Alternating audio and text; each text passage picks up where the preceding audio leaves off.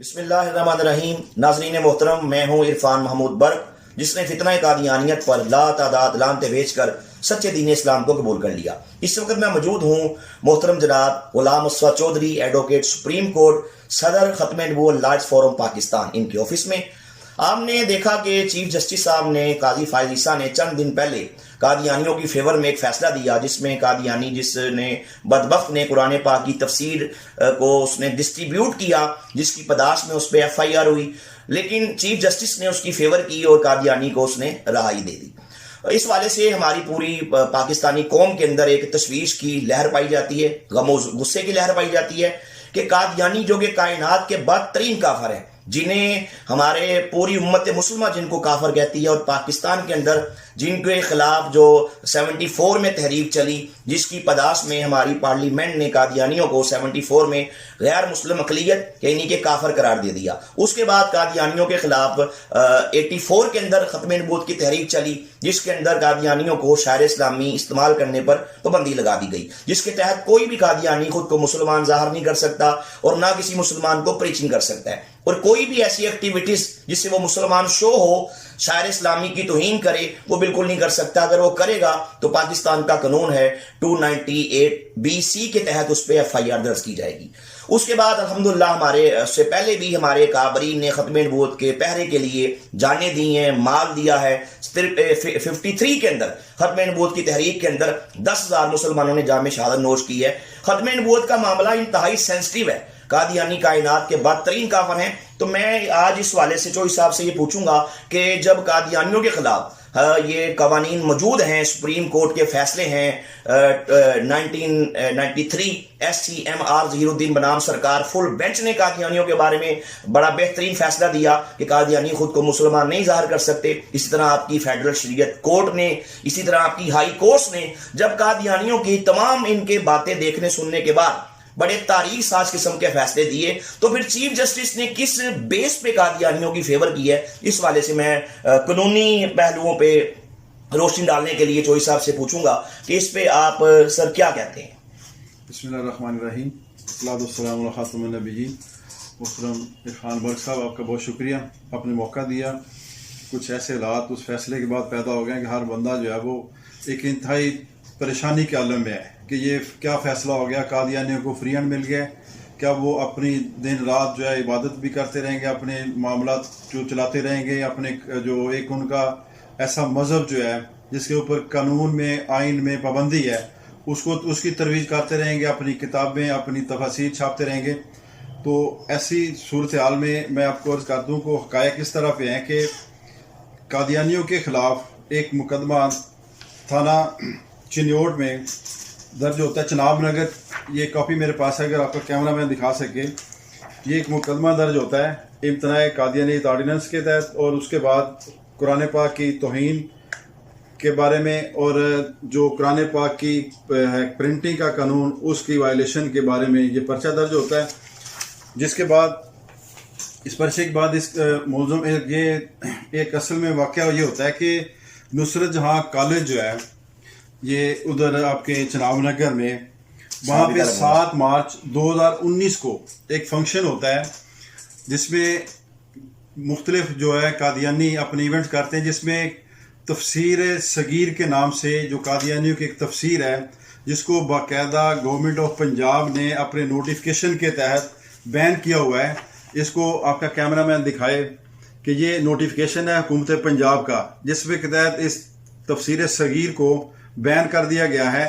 اور اس نوٹیفکیشن کے مطابق کوئی قادیانی اس کو نہ چھاپ سکتا ہے، نہ اس کی پبلشنگ کر سکتا ہے، نہ اس کو ڈسٹریبیوٹ کر سکتا ہے، نہ اس کو اپنے قبضے میں رکھنے کی بھی ان کو اجازت نہیں. جب گورنمنٹ نے بین کر دی تو اس میں باقاعدہ طور پہ لکھا ہوا ہے کہ یہ آئٹم جو ہے، یہ تفسیر صغیر کتاب جو ہے، اس کو قادیانیوں نے جو ایک تحریف شدہ قرآن پاک کا لے کے سارا اس کی تفسیر بنا کے مسلمانوں کو گمراہ کرنے کے لیے اس کو چھاپ کے تقسیم کرنے کا کیا. تو اس میں باقاعدہ نوٹیفکیشن میں لکھا ہوا ہے کہ اس کتاب کو جہاں پہ بھی ہے، جس حالت میں بھی، اس کو فوری طور پہ ضبط کر لیا جائے گا، اور اس کو چھاپنے پہ، اس کو آگے تقسیم کرنے پہ مکمل طور پہ پابندی ہے.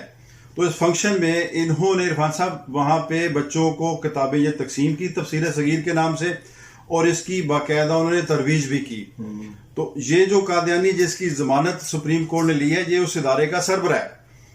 تو جب اس کے خلاف پرچہ درج ہوا تو باقاعدہ تفتیش کے دوران اس کا چلان بنا اور اس کو چلان بنا کے عدالت میں پیش کیا گیا. اس کے خلاف 4 جرائم کے تحت 3 کے تحت جو چارج فریم کیا گیا، جس میں 298C کے تحت اور سیکشن قرآن ایکٹ کے تحت اور 295B توہین قرآن کے تحت اس کے خلاف جو تھی وہ عدالت نے ٹرائل کورٹ نے چارج فریم کیا. اور اس کی ضمانت جو تھی سیشن کورٹ سے ہائی کورٹ سے خارج ہوگی. پھر اس کے بعد جب سپریم کورٹ میں ضمانت گئی ہے تو وہاں پہ اس کو نہ صرف سپریم کورٹ نے ضمانت دی ہے بلکہ ایک عجیب قسم کا فیصلہ دیکھنے میں آیا کہ جو دفعات لگائی گئی تھی اس کے خلاف جو انویسٹیگیشن والوں نے ایک مواد اکٹھا کر کے ٹرائل کورٹ کو دیا اور ٹرائل کورٹ نے اسی کی بنیاد پہ اس کے خلاف فرد جرم عائد کیا. وہ تمام کی تمام دفعات معزز سپریم کورٹ نے ان تمام دفعات کو حذف کر دیا کہ یہ دفعات بنتی نہیں ہیں.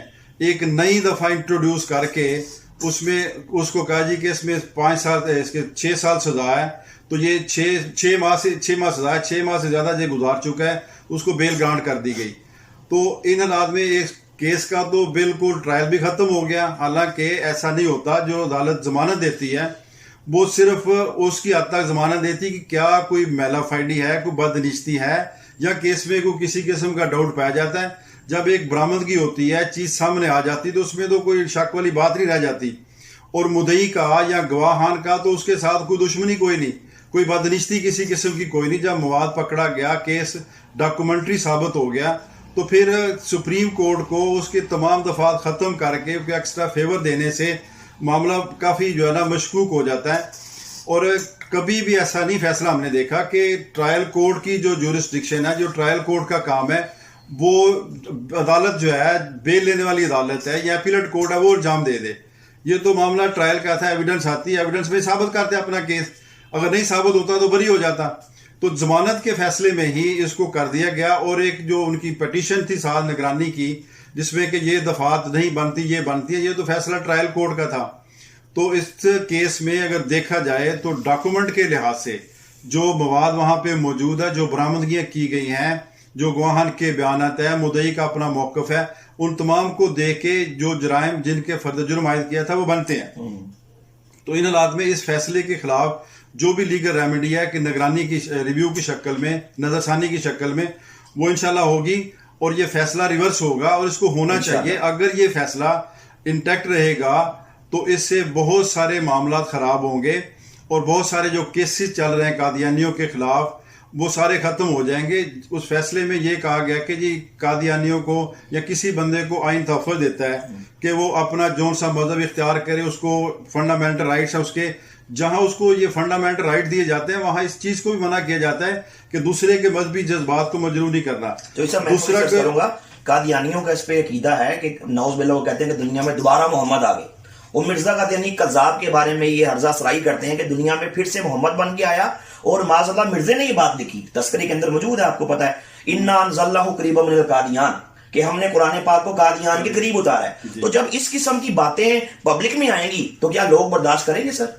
یہ اس طرح کوئی برداشت نہیں کرے گا. دیکھیں قادیانیوں کے خلاف اگر ایسا فیصلہ ہے تو ہمارا آئین جو ہے وہ ان کو کافر قرار دیتا ہے. اس کے بعد امتناع قادیانیت آرڈیننس ہے وہ ان کو روکتا ہے. اچھا، پھر ایک اور بڑی اہم بات ہے کہ جو ہمارا قرآن پرنٹنگ اینڈ پبلشنگ کا قانون ہے، قرآن ایکٹ جس کو ہم کہتے ہیں، اس میں ان کو قطعاً اجازت نہیں کہ کوئی قادیانی قرآن پاک کو نہ چھاپ سکتا ہے نہ اس کو آگے تقسیم کر سکتا ہے.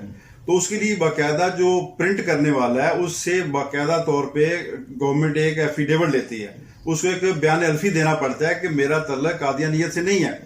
تو پھر اس کے بعد اس کو اجازت دی جاتی ہے. تو یہاں اس کیس میں وہ قادیانی ہے کو قرآن ایکٹ کی بھی خلاف ورزی ہو رہی ہے، امتناع قادیانیت آرڈیننس کی بھی خلاف ورزی ہو رہی ہے اور آئین کی بھی خلاف ورزی ہو رہی ہے. اور تمام چیزوں کو سائڈ پہ رکھتے ہوئے اس کو ایک ایکسٹرا فیور نظر آ رہی کہ مل گئی ہے اور دے دی گئی ہے، جو ایک اچھا ایگزامپل نہیں بنے گی. وہ بہت سارے اس سے معاملات جو ہے نا وہ خراب ہو. حضرات محترم